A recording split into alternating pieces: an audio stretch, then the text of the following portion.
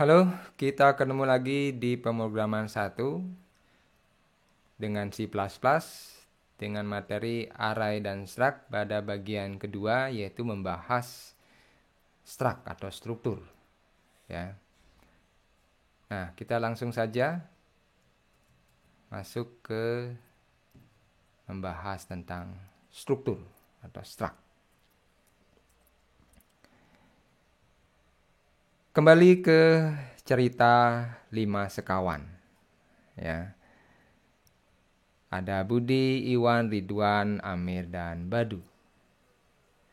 Kalau sebelumnya tentang minuman kesukaan mereka, kali ini kita lihat profil masing-masing dari 5 sekawan ini. Masing-masing dari 5 sekawan ini tentunya punya nama. Biasanya nama itu ada nama depan, nama belakang, dan juga nama panggilan. Ya. Tentu masing-masing juga punya hari ulang tahun. Ya. Mungkin ada yang sama ulang tahunnya, mungkin juga ada yang berbeda, begitu ya. Tapi dari 5 ini ya masing-masing punya ulang tahun.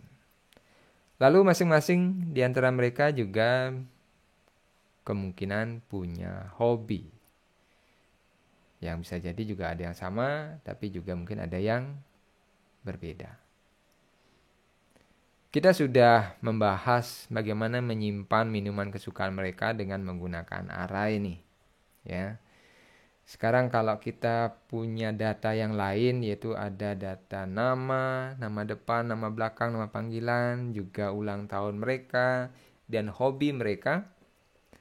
Sekarang kalau kita buat programnya, ya, siapa kira-kira yang ulang tahunnya paling dekat begitu? Kira-kira bisa nggak? Ya, pastinya bisa ya. Pastinya bisa. Tidak terlalu sulit kan? Ya, karena asumsinya yang pertama ya kita punya semua data mereka. Ulang tahunnya kita tahu semua, maka kita bisa dengan mudah menentukan siapa yang ulang tahunnya paling dekat. Ya. Mari kita coba buat programnya ya. Pertama kita deklarasikan dulu lah datanya gitu ya. Jadi string saya buat deklarasi array di sini karena jumlah 5 sekawan ini 5, saya buat sebanyak 5 elemen ya untuk menyimpan nama panggilan. Nama panggilan ya tipe datanya string ya. Nama panggilannya Budi, Iwan, Badu, Amir, Ridwan. Gampang ya. Sudah. Lalu berikutnya adalah nama depan. Nama depan masing-masing nih. Jadi indeks menunjukkan kepemilikannya. Jadi indeks ke 0 di nama panggilan, maka indeks ke 0 juga di nama depan. Jadi nama panggilannya Budi, nama depannya Adi. Nama depan panggilannya Iwan, nama depannya Iwan, ini sama ya. Nama panggilannya Badu, nama depannya Badu. Nama panggilannya Amir, ternyata nama depannya Amiruddin. Nama panggilannya Ridwan, itu nama depannya Agus, mungkin Agus Ridwan dan sebagainya ya. Nah, ini saya simpan dalam satu buah array. Wah, tadi ada berapa data ya? Ada nama depan, nama belakang, nama panggilan, udah 3. Tanggal lahir, ya, hobi. Nah, minimal ada 5. Haruskah saya deklarasikan satu persatu? Wah, kalau satu-satu begini lumayan ini. Apa nggak sebaiknya saya buat menjadi array multidimensi saja? Oke, saya rubah saja ya ke array multidimensi. Kalau dalam array multidimensi, saya buat array kawan 2 dimensi. Ya, kawan 2 dimensi yang di dalamnya berisi string. Kawan pertama, kawan kedua, kawan ketiga, dan seterusnya. Jadi nanti akan ada 5 kawan di sini. Datanya masing-masing sesuai dengan isinya. Nah, karena saya tidak mau repot-repot menghitung dulu jumlah atau ukuran dimensinya, saya langsung saja inisialisasi dengan value-nya. Oke. Gitu ya. Jadi yang pertama adalah di indeks ke 0 dari level pertama di sini itu diisi dengan data si Budi. Ya. Data si Budi yaitu berupa array lagi. Ya. Array di indeks kedua atau di level kedua. Ya. Berisi nama panggilan, nama depan, ya, nama belakang, kemudian tanggal lahir, bulan lahir, hobinya. Nah, berikutnya adalah indeks ke-1 dari level 1, ya, itu berisikan array di level 2-nya untuk datanya Iwan. Ya. Jadi level kedua itu akan ada sebanyak 6 data di sini. Jadi ini gampangannya adalah 5 kali 6 kalau sudah diinisialisasi semuanya, begitu ya. Jadi begitu seterusnya. Tidak terlalu susah bukan? Ya, saya yakin rekan-rekan juga bisa semua mengerjakan ini, ya. Sekarang tinggal mencari siapa yang indeks level keduanya pada posisi di sini 0, 1, 2, 3. Nah, posisi ketiga, ya, itu adalah nilainya paling rendah dikaitkan dengan bulannya.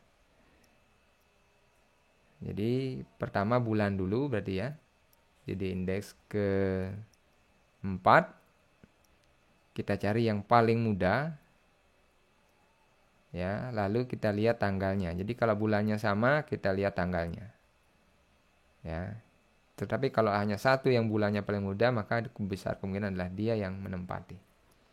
Jadi misalnya kalau Budi nih, Juni, yang lainnya di atas Juni semua, maka Budi yang paling muda kan gitu ya. Yang paling tadi yang ditanyakan adalah yang paling dekat. Nah, kalau Juni udah lewat ya. Sekarang kan Oktober, jadi kita cari yang setelah Oktober. Tapi gimana ini? Ini kan disimpan di string nih. Bagaimana kita membandingkan string? Ya. Bisa nggak kita menyimpan data integer? Wah, sayang sekali nggak bisa. Kan karakteristik array itu tipe datanya harus sama.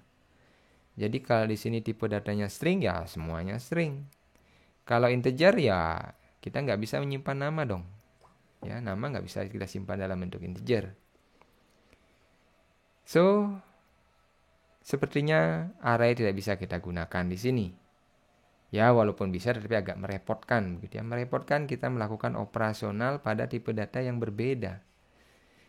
Bisakah kita membuat array dengan tipe data di dalamnya itu tidak sama? Ya. Adakah tipe data di C++ yang mirip dengan array, jadi bisa menampung lebih dari satu data, ya, tetapi isi datanya bisa berbeda-beda? Kalau tidak ada, bisakah kita deklarasikan sendiri tipe data tersebut? Ya, kita bisa mendefinisikan sendiri struktur data baru untuk keperluan tersebut. Ya. Dan struktur data baru itu adalah dengan menggunakan reserved word struct. Ya, atau kata yang sudah dicadangkan atau diklaim itu adalah dengan menggunakan vocab struct. Ya. Kosakata struct. Sintaknya, jadi kita gunakan kosakata struct untuk bahwa kita mau mendeklarasikan atau mendefinisikan struktur data baru, diikuti dengan nama strukturnya. Ya. Nah, di dalam struktur yang baru ini, kita akan menyediakan field atau elemen-elemen data dengan tipe data yang berbeda-beda, tidak harus sama. Ya. Jadi caranya adalah dengan mendeklarasikan masing-masing elemen atau fieldnya sebagai sebuah isi dari struktur ini. tentunya mendeklarasikan elemennya sama seperti mendeklarasikan variabel, yaitu tipe data, nama variabel, dan inisialisasi kalau mau ya, atau opsional ya. Jadi boleh diinisialisasi, boleh juga tidak. Gitu ya. Dan jumlah data di sini bisa lebih dari satu dengan tipe yang tidak harus sama. Ya, jadi field 1 tipe datanya integer, field 2 tipe datanya char, itu tidak masalah. Ya. Begitu, kemudian ini sintaknya. Ya. Jadi bagaimana kita mendeklarasikan tipe data untuk 5 sekawan tadi, di mana setiap data atau setiap orang di situ punya data sejumlah 6 data dengan tipe berbeda-beda. Mari kita buat strukturnya. Jadi kita deklarasikan sebuah struktur baru, kita kasih nama T kawan. Ya. Lalu di situ saya menyertakan 3 buah field untuk panggilan, nama depan, dan nama belakang. Tipenya string. Ya, karena ini ketiga-tiganya serupa ya. Tipenya string. Tetapi tanggal lahir dan bulan lahir saya simpan dalam bentuk integer. Nah, terlihat di sini ya bahwa di struktur tkawan ini saya sudah bisa menyimpan 2 jenis tipe yang berbeda, yaitu string untuk nama dan integer untuk tanggal lahir. Dan tentu saja tidak lupa tadi itu ada hobi yang saya simpan dalam bentuk string juga. Nah, sehingga di sini saya punya tipe data baru yaitu tkawan, di mana di tkawan ini saya bisa menyimpan berbagai macam tipe data. Ya. Nah, sehingga pada saat programming saya bisa mendeklarasikan sebuah variabel var kawan dekat itu bertipe data T kawan. Jadi ini adalah tipe data baru berupa struktur yang kita deklarasikan. Ya. Bagaimana dengan datanya banyak? Tidak cuma satu nih. 5 sekawan itu ada 5. Ya, kita tinggal buat arraynya saja kan. Jadi kita buat array kawanku bertipe T kawan. Sejumlah 5 elemen. Jadi saya punya 5 buah data T kawan yang di dalamnya bisa memuat semua data ini. Gitu ya. Nah, bagaimana operasi mengisi dan membaca struct? Mengisi sedikit berbeda dengan array maupun dengan variabel biasa ya, atau dengan tipe data sederhana. Jadi saya ambil dari contoh yang tadi, saya punya T kawan, struktur T kawan, kemudian saya deklarasikan satu buah variabel tunggal yaitu var kawan dekat bertipe T kawan. Bagaimana caranya mengisi data ini? Mengisi nama panggilan. Nama panggilannya Budi nih. Jadi kawan dekat ini nama panggilannya Budi. Maka caranya adalah dengan sintaks seperti ini. Var kawan dekat, jadi nama variabelnya. Lalu diikuti dengan titik atau dot. Lalu diikuti dengan fieldnya. Ya, jadi di sini fieldnya. Panggilan, lalu di assign value-nya. Dalam hal ini adalah Budi. Ya. Kita coba lagi. Bagaimana dengan nama depannya Adi? Nah, nama depannya Adi nih. Maka berarti di sini n depan, ya. N depan. Jadi var kawan dekat dot n depan Adi. Nah, selanjutnya ya kalau nama belakang tinggal panggil dot n belakang. Begitu kan ya. Kalau hobi dot hobi. Bagaimana dengan bulan lahir? Bulan lahir kan tipe datanya integer nih, ya. Maka kita bisa tulis misalnya adalah var kawan dekat dot bulan lahir sama dengan 11 integer. Jadi berbeda ya. Yang sebelumnya string, yang ini sudah integer. Nah, hal yang serupa bisa dilakukan dengan tanggal lahir. Nanti rekan-rekan bisa coba. Kalau tanggal lahir gimana? Hobi bagaimana? Ya. Itu mengisi. Sekarang membaca. Nah, bisa mengisi, kita harus juga bisa membaca kan. Tidak jauh berbeda. Jadi cara membacanya pun dengan menggunakan tanda dot. Ya. Dengan menyertakan dot. Jadi kita sekarang baca misalnya adalah membaca nama belakangnya dari kawan dekat nih. Maka var kawan dekat dot nama belakang. Jadi ini membacanya. Ya, membaca data nama belakang dari variabel var kawan dekat lalu disimpan ke X. Di sini X itu harus tipe datanya sama dengan nama belakang. Jadi di sini string, kali sini juga ada string, lalu X yang ditampilkan. Lalu bulan dan tanggal lahir kita jumlahkan lalu dikalikan 100 nih. Oh maaf, bulan kita kalikan 100 lalu ditambah dengan tanggal lahir. Ya, maka ya tinggal 100 dikalikan var kawan dekat dot bulan lahir. Ya, ini prioritasnya dikerjakan duluan. Baru setelah selesai ini dijumlahkan dengan var kawan dekat dot tanggal lahir. Jadi begitu cara mengakses atau membaca data dari struktur. Ya, tidak terlalu susah ya. Oke. Sekarang kita perhatikan cara deklarasi yang berbeda di sini. Jadi yang tadi itu adalah deklarasi yang standar. Nah, sekarang ada cara deklarasi yang berbeda. Di sini saya menampilkan dua contoh deklarasi. Ada dua potongan program yang mendeklarasikan struktur. Ya. Kalau rekan-rekan amati perbedaannya, maka berbeda di baris pertama. Yang ini itu ada nama strukturnya, TK1, sementara yang di sini tidak ada nama strukturnya. Boleh? Boleh. Ya, kedua-duanya boleh. Ya. Kedua-duanya boleh. Tetapi amati yang baris paling bawah ini. Di sini struktur TK1 itu digunakan sebagai tipe data kawan 1 dan kawan 2. Jadi langsung ya. Kawan 1, kawan 2. Jadi sedikit berbeda dengan contoh yang sebelumnya, di mana deklarasinya var kawan dekat terpisah ya.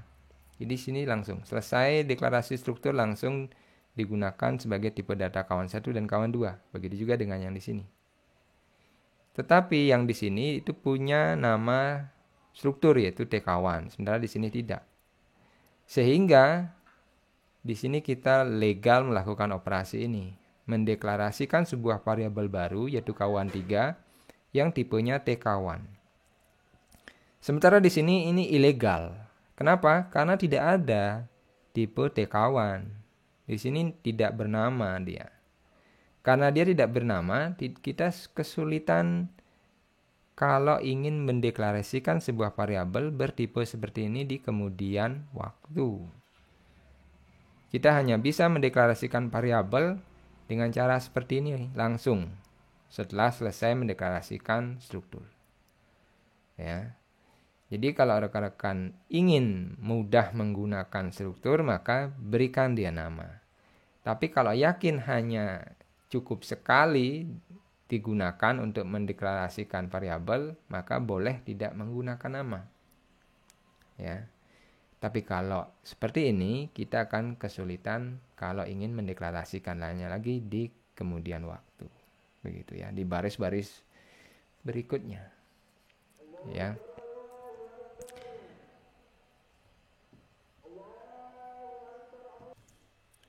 Selanjutnya kita masuk ke nested struct. Kalau di perulangan kita mengenal adanya perulangan berkalang atau nested loop, maka di struct kita juga mengenal adanya nested struct atau struktur dalam struktur.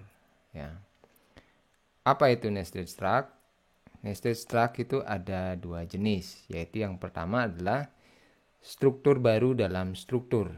atau struktur dalam struktur. Jadi ketika kita mendeklarasikan atau mendefinisikan sebuah struktur, ada satu atau lebih field dalam struktur tersebut bertipe data struktur yang kita definisikan atau deklarasikan sebelumnya. Dan tipe yang kedua adalah pada sebuah struktur, salah satu atau lebih field di dalamnya itu adalah bertipe struktur itu sendiri atau rekursif. Ya.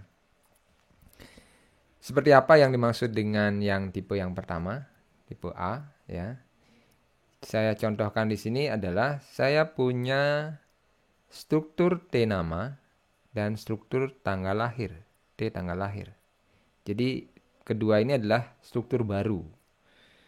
Ya, yang saya definisikan di mana T nama itu terdiri dari fieldnya nama depan dan nama belakang, sementara T tanggal lahir fieldnya ada 3 yaitu tanggal, bulan, tahun bertipe integer.